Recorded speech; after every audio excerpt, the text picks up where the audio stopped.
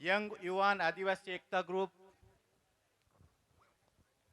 મારા વડીલ અમરસિંહભાઈએ કીધું તેમ અભિનંદનને પાત્ર છે કે આટલી સરસ એક આદિવાસી સાંસ્કૃતિક કાર્યક્રમનું આયોજન કર્યું છે।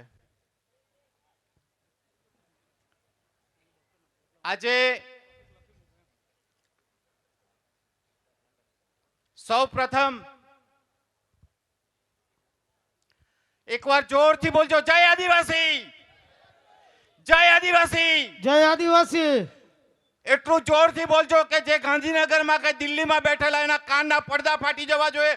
જય આદિવાસી, જય આદિવાસી। એટલા માટે બોલવાનું છે કે આપણે આજે ડુંગર નીચે બેઠા છે, એ ડુંગર પણ અંબાણી ને અદાણી ના લોકો આપી દેશે। યાદ રાખો, તમે અરવલ્લી જવા પર આવ્યો છે, છત્તીસગઢ ઝારખંડ જવા પર આવ્યું છે, અસમની જમીન જાય છે, તો આપણે આ ખાટા આંબાની જમીન બચાવવી જોઈએ। એ વિચારીને પણ તમારે બોલવું જોઈએ, જય આદિવાસીનો પોકાર કરવો જોઈએ। આપણે કોણ છીએ વિચારો તમે। આપણા માન્ય પ્રથમ વડાપ્રધાન જવાહરલાલ નહેરુ કહી ગયેલા, એમની ડિસ્કવરી ઓફ ઇન્ડિયા બુકમાં કહી ગયેલા કે અમે લોકો અને અમારા બાપ દાદાઓ એટલે કે નરેન્દ્ર મોદીના બાપ દાદાઓ પણ ખેબરઘાટના રસ્તે મારામારી કરતા, કાપાકાપી કરતા, લૂંટફાટ કરતા, ચોરી ચકારી કરતા આ ભારત દેશમાં આવેલા ત્યારે 100% આદિવાસી હતા। આજે આપણે 60% રહી ગયા છે। આપણે અમેરિકાની જેમ 0.5% થવું છે કે ઓસ્ટ્રેલિયાની જેમ 2% થવું છે? વિચાર કરી લો। એક ષડયંત્ર ચાલી રહ્યું છે આ દેશમાં દરેક જગ્યાએ। હવે વિચાર કરો તમે, અંબાણી અને અદાણીની બે જણાની એક ટુકડી જેવી આવી ગઈ છે કે દરેક જમીન લઈ લેવાની વાત આવે છે। આ ખાટા આંબા વર્ષો પહેલા મેં સાંભળેલું હતું, એક અહીંનું ખાટા આંબા અને એક સિદુંબર બંને જગ્યાએ પણ ડેમ બનાવવાની વાત હતી, અને એ ડેમ આજે નથી બન્યા અને તમે રહ્યા છે, એનો મતલબ એ નથી થતો કે કાલે નહીં આવે। પાર તાપી રિવર લિંક યોજના થોડા સમય માટે સ્થગિત થઈ જશે, નેશનલ હાઈવે 56 થોડા સમય માટે સ્થગિત થઈ જશે, પણ એનો મતલબ એ નથી કે એ ખતમ થઈ ગઈ છે। એ આવશે, આવશે ને આવશે। એટલા માટે આપણે સંગઠન બનાવવું પડશે આદિવાસી સમાજનું। હવે પરિવર્તનનો સમય આવ્યો છે, દરેક જગ્યાએ દરેક બાબતનું પરિવર્તન આવતું જ હોય છે, અને પરિવર્તનનો સમય આવી ગયો છે, અને પરિવર્તનને માન આપીને આપણે આદિવાસી સમાજે એક ચિંતન કરવું પડશે કે આપણે કઈ દિશામાં જઈ રહ્યા છે। કારણ કે અમે જોયું છે ધરમપુરના રાજચંદ્ર આશ્રમ જે બનાવ્યો છે, એ રાજચંદ્ર આશ્રમ કુદરતી રીતે એક ફોરેસ્ટ લેન્ડ છે, આદિવાસીની જમીન છે। કરંજવરીમાં 10 એકર જમીન લઈ લીધી છે, વિચાર કરો તમે। અને રાજચંદ્રમાં 3000 મુંબઈના લોકોના ચૂંટણી કાર્ડ બની ગયા છે। કરંજવરીમાં 7 જણા જે કરંજવરીમાં નથી રહેતા એના પણ ચૂંટણી કાર્ડ બની ગયા છે। એટલે આપણા પર એક ષડયંત્ર અને એક કાવતરું ઘડાઈ રહ્યું છે આપણા આદિવાસી સમાજ માટે કે કઈ રીતે આદિવાસી ખતમ થાય છે। 7 છે 100 માંથી, કાલે 2 પણ રહીએ કે 0.5 પણ રહીએ, એને બચાવવા માટે આપણે એક જહેમત ઉઠાવવી પડશે। કારણ છે એનું કે આજે તમે જુઓ, આજે તમે ચૂંટણીની સ્તરની કામગીરી જોઈ, એમાં શું થયું એમાં નથી જતો, પણ એક બેઝિક વસ્તુ વિચારો કે સ્તરની કામગીરીમાં તમામ શિક્ષકોને જોડેલા છે, અને સરકારી સ્કૂલો આદિવાસી વિસ્તારોમાં જ છે, બિન આદિવાસી વિસ્તારોમાં ખાનગી સ્કૂલો છે, અને તમામ વિદ્યાર્થીઓ આદિવાસી વિદ્યાર્થીઓનું ભણતર બગડી ગયું છે, અને આ એક્ઝામ આવી ત્યાં સુધી પણ સ્તરની કામગીરી ચાલુ રહી છે, અને હવે ફરીથી શિક્ષકોને વસ્તી ગણતરીમાં જોડી દેશે। એટલે શિક્ષક સમાજ જો કંઈ જ કામ નહીં કરશે આપણા સરકારી સ્કૂલોમાં, તો અમે જે ડૉક્ટર બન્યા છે એનું સપનું જોવું પડશે 2 દિવસે। વિચાર કરી લો તમે। આ એક પોલિસી છે કે આદિવાસી વિસ્તારમાં આદિવાસી વિદ્યાર્થી કઈ રીતે ભણી નહીં શકે, એના માટેનું એક કાવતરું ઘડાઈ રહ્યું છે, એક ષડયંત્ર ચાલી રહ્યું છે। એના માટે આપણે એક સંગઠિત થઈને અવાજ ઉઠાવવો પડશે।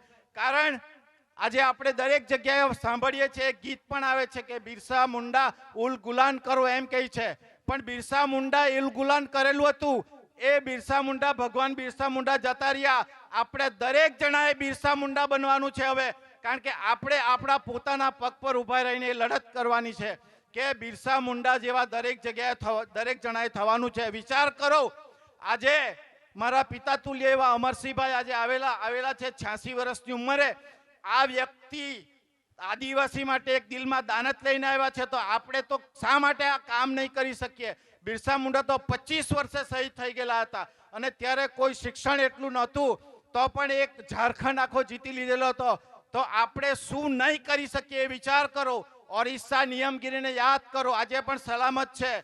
અને હું જ્યારે ત્યાં ગયેલો ત્યારે એમનો ખોરાક જોઈને મારી આંખમાંથી ચોધર આંસુ રડેલો હતો. એવો ખોરાક હતો. આપણે તો સુખી સંપન્ન છે. 102 ગામના 8000 આદિવાસીઓ જો નિયમગીરી પર્વત બચાવી શકતા હોય તો આપણે શા માટે આ ખાટા આંબાની જમીન કે આજે સાપુતારા પણ જતું રહ્યું છે, આવી જમીનો શા માટે બચાવી નહીં શકીએ? એ આપણે વિચાર કરવાની બાબત છે. કારણ કે આપણે ભેગા નથી થયા, આપણે સંગઠિત નથી થયા, આપણે કોઈ સમાજ વિરુદ્ધ નથી બોલતા. પણ આજે આપણે બેઠેલા હતા ત્યારે એક ભાઈએ કીધું કે ખાટાંબા પણ મારવાડી આવી ગયા છે, મારવાડી આવી ગયા છે. કારણ એ લોકો શા માટે આવી ગયા છે? એ લોકો દર મંગળવારે ભેગા મળે છે, મુસલમાન લોકો શુક્રવારે ભેગા મળે છે, બ્રાહ્મણ લોકો રવિવારે ભેગા મળે છે. આપણે ખાટા આંબામાં ક્યારે પહેલી વાર આજે ભેગા થયા છે? વિચાર કરો તમે. આપણે ભેગા થવું પડશે, આપણે ભેગા થવું પડશે અને લલકાર કરવો પડશે કે અમે આદિવાસીઓ પણ એક છે. કારણ કે આઝાદીની લડાઈ બીજા બધાએ લડેલી હશે, પણ આઝાદીની લડાઈ 1771માં તિલકા માંઝીએ કરેલી હતી, આપણા આદિવાસીએ કરેલી હતી અને એના લીધે આજે આઝાદી મળેલી છે. આ અમરસિંહભાઈ બીજી એક વાત કીધી શિડ્યુલ 6 ની.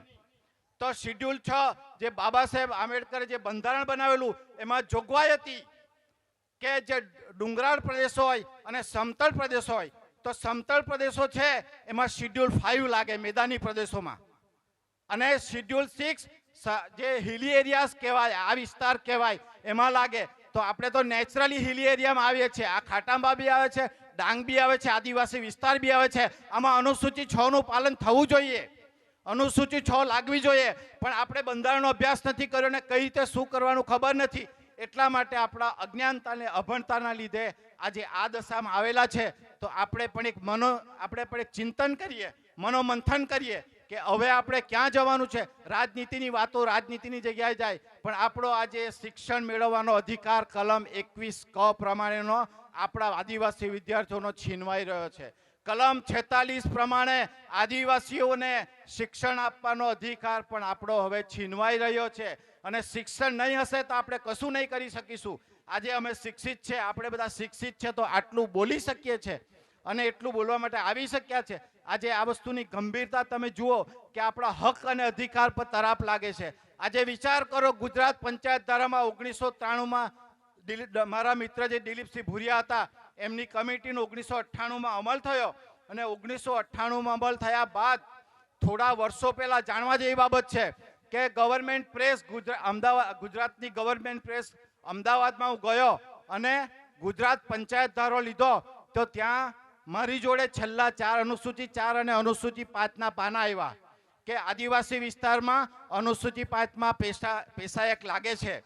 અત્યારે ગયા વર્ષે મારે એ જ પ્રેસમાં જવાનું થયું, અમદાવાદ ગવર્મેન્ટ પ્રેસમાં, અને પાછો પંચાયત ધારો લીધો તો એમાંથી આપણા પેશાયકના પાના ગાયબ છે. સમજો તમે, પેશાયક કરો છો. આજે પંચાયત ધારામાંથી પેશાયક કાઢી નાખ્યો છે ગુજરાત સરકારે. વિચાર કરી લો તમે. અનુસૂચિ 4 પણ જતી રહી, અનુસૂચિ 5 પણ જતી રહી, રૂઢી ગ્રામ સભા પણ જતી રહી છે. ભારત દેશના બંધારણમાં 13(3) કલમ પ્રમાણે કસ્ટમ્સ કહેવાય, વર્ષો પહેલા જે રીતિ રિવાજ હોય, રૂઢિગત રીતે રીતિ રિવાજ હોય, એમાં કોઈ સરકાર કશું કરી શકતી નથી. કસ્ટમ્સને કાયદાની માન્યતા મળેલી છે, પણ આપણે જાગેલા નથી. એનું પરિણામ એ છે કે પેશાયકની જોગવાઈમાં અનુસૂચિ 4માં સ્પષ્ટપણે લખેલું છે કે આદિવાસી વિસ્તારોના તમામ તાલુકા પંચાયતના પ્રમુખ આદિવાસી હોવા જોઈએ, તમામ જિલ્લા પંચાયતના પ્રમુખ આદિવાસી હોવા જોઈએ. હું વધારે નથી કહેતો, તમે તમારી જાતને પૂછો કે નવસારી જિલ્લાનો પ્રમુખ દેગામનો દેસાઈ કેમ છે, વિચાર કરો તમે.